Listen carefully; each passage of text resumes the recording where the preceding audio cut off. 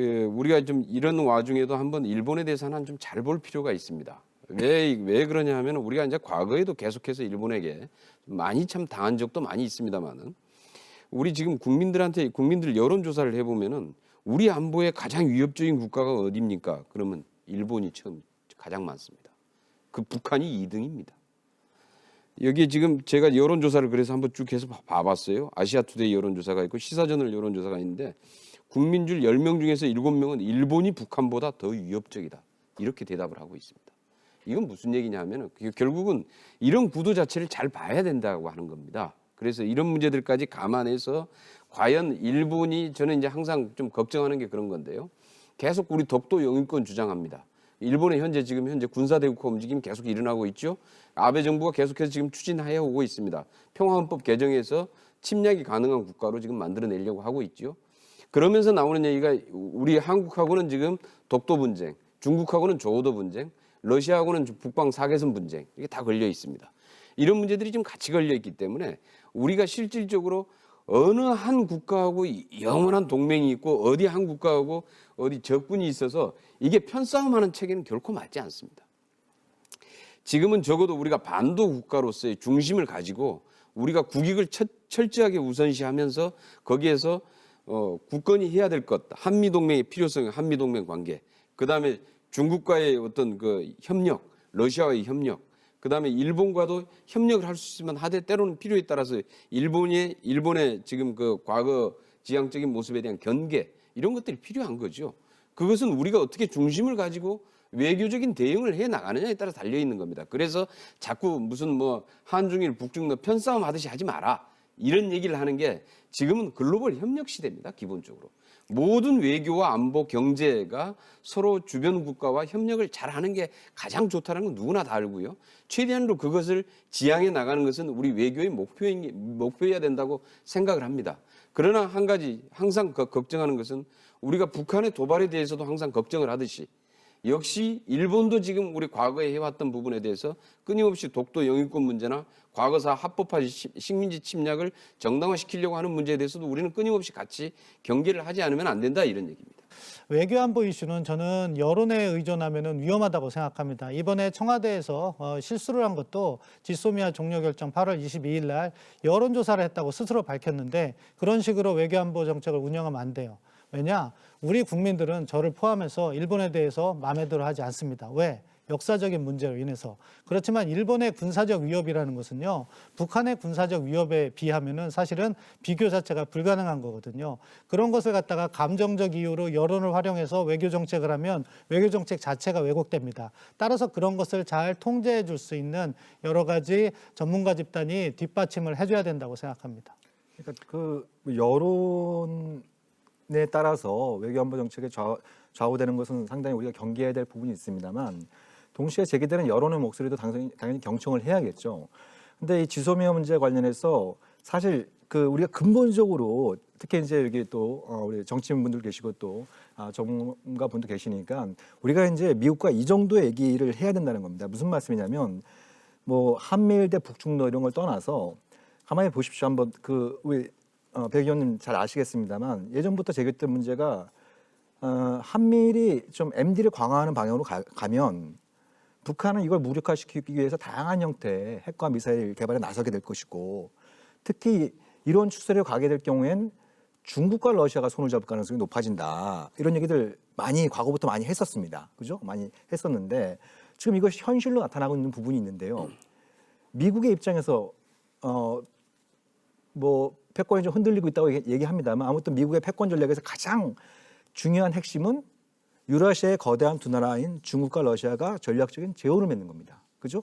그래서 그걸 오랫동안 견제하기 위해서 70년대 부통령 시절 때 냉전의 전사로 불렸던 닉슨이 전격적으로 중국을 방문해서 중국과 손을 잡고 같이 러시아를 견제를 했던 것이고요.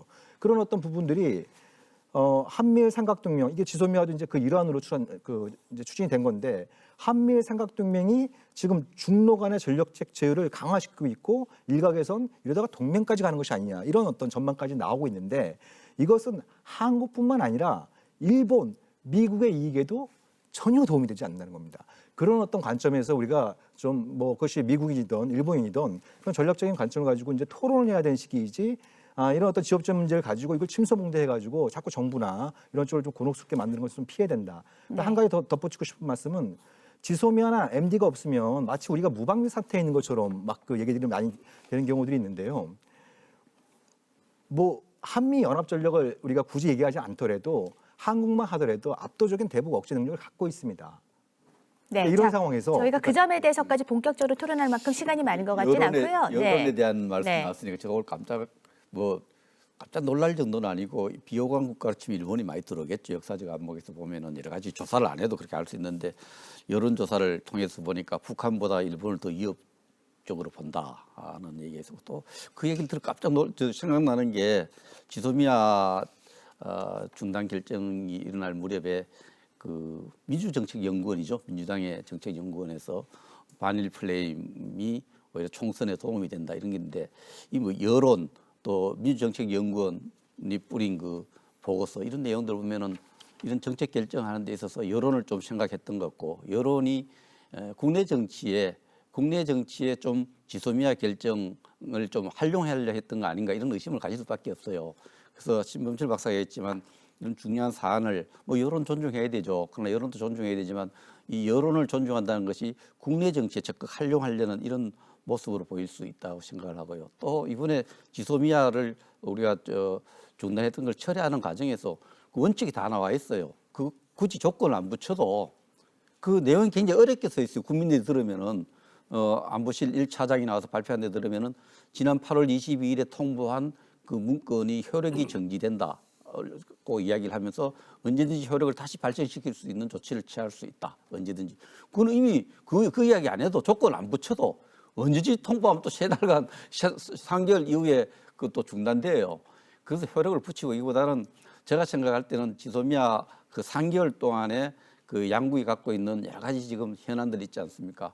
그 우리 경제 보복의 문제하고 이런 문제들을 하는데 3개월은 너무나 수기한 시간이 짧습니다. 충분한 시간을 갖고 양국이 갖고 있는 이런 문제를 해결하겠다 이러면 될 텐데 굳이 어렵게 네. 이야기하니까 또 일본은 거기 맞대응해 가지고 퍼펙트 게임이다 나오고 해서 계속 이렇게 오히려 종료수는 해놓고도 또 다른 문제를 일으키는 이런 모습들을 안타깝게 생각하고 여론 국내 정치 하려고 하는 유혹을 이런 데 좀 네. 절제해야 된다 자, 생각합니다. 지소미아 갱신과 종료의 문제 여쭤봤는데 여론에 의한 결정에 대한 얘기로 넘어가서 김경엽 위원께 짧게 반론 기회 드리고 다음번 주제로 넘어가겠습니다.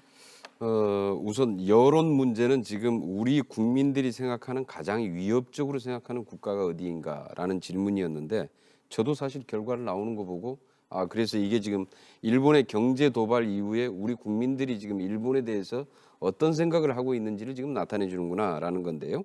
그래서 이런 정도로 사실 심각하다 이런 얘기입니다. 그리고 이런 것들이 불매운동으로 옮겨붙었고 결국은 이게 지금 일본 수출과 일본 그 기업에 지금 굉장히 큰 타격을 지금 주고 있습니다. 그래서 이제 결국은 아마 일본이 아마 이렇게 이번에 태도 전환을 하는데도 아마 이러한 요인들도 상당 정도로 작용을 했을 것이라고 생각을 합니다. 물론 가장 큰 것은 미국의 압박이었겠지만은 그래서 이런 문제들이 같이 이루어져서 했을 텐데 그러나 하여튼 이번에 그것이 미국의 압박이든 아니면 일본이 수출 규제 조치 이후에 일본의 피해가 워낙 커서인지 모르겠지만은 이러한 요인들에 의해서 일본이 그동안에 처음부터 계속 지키고자 했던 두 가지 원칙을 일단 접고 태도 변화를 완전히 이루어서 수출 규제와 관련돼서 지소미아 협상에 일단 시작을 했다는 것은 굉장히 좀 그 전향적인 자세로 보고요.